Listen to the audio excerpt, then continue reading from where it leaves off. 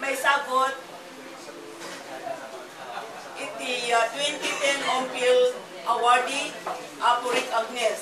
Itang iti kalman ngayon itang italaing nga mayawan ngayon madyak basahin amin wala yung estansa pinakbasahin ka dati maudi nga duwang estansa kunana ngayong oray man nga daka iti Hawaii espiritum agdanitoy tinggaw timek letak lumang agalangugan itoy kinichay nakariing tidayaw aken karumbeng ang maipaay kuruna tamoging at templo taplumang dinton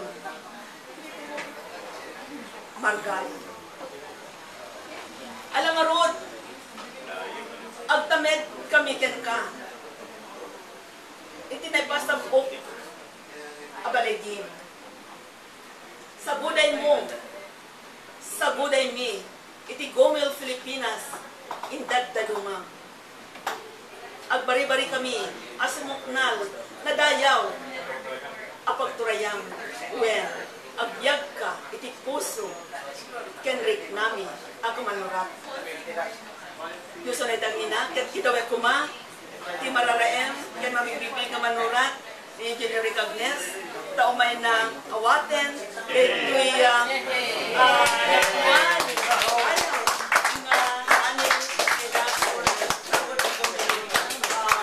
Filipinas na saludo ken kitaway kita amin nga membro kuno kami GUMIL Filipinas fitnessan o no hindi pa nakayawa teting sagot kan kita pun pa ikinumutubyan iti editor di Banawag ni Apo Gles Rambawat tao may kumamit kan nagiti Apo nga nagpangpangulo iti GUMIL Filipinas pangasida tao may dapo marito ang AIDS tapos fitnessan dati pa nakayawan daytoy nga sagot tayo kini Apo Ric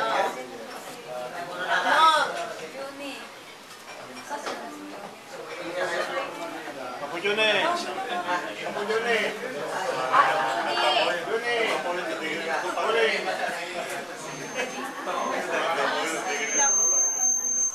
Ano pa ikalatitatan ni Apo Ted Molina?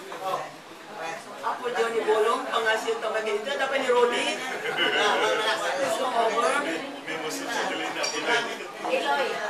Iloy. Makita pa yung kumakada Linda. May Linda Limbawan, ni Aida. Ang kakapatapatangan mo. Ada pa kada tayo ti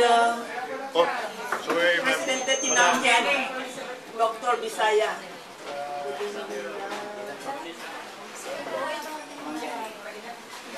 Ada pa dito ti advisor kayo ni Apo Chani Hidalgo, please sir.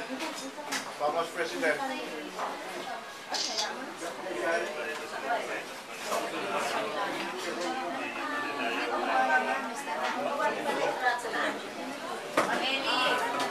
Mr. Famas President.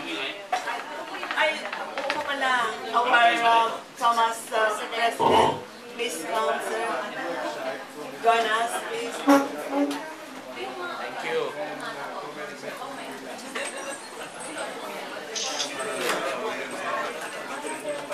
Okay.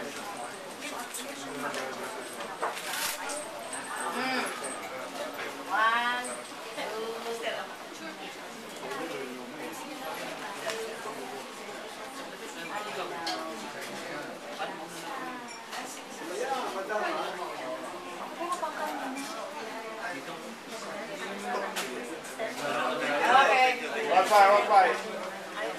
Ay,